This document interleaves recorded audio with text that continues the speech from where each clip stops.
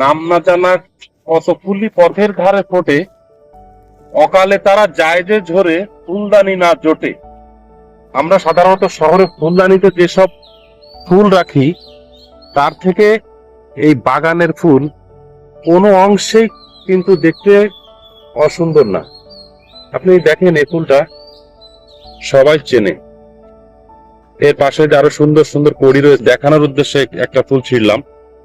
এটা দেখতে কিন্তু অনেকটা মাইকের মতো, মাইক যেটা আমরা ওই যে আগে গান শুনতাম বা এখনো যেটা জনসমাবেশ বা বিভিন্ন অনুষ্ঠানে ব্যবহার করি, হয়তো এর অন্য কোনো নাম থাকতে পারে, কিন্তু মাইকের মতো দেখতে বলে সবাই মাইক ফুল বলে।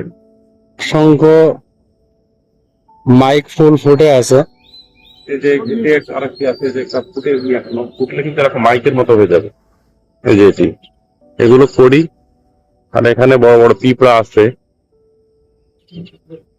এটা আঞ্চলিক ভাবে একটা নাম আছে। কি নাম? খুলনা অঞ্চল সহ যশোর এবং এই আশেপাশে যে অঞ্চলগুলো আছে, এই অঞ্চলে এটাকে বলা আছে ঢোস কলমি।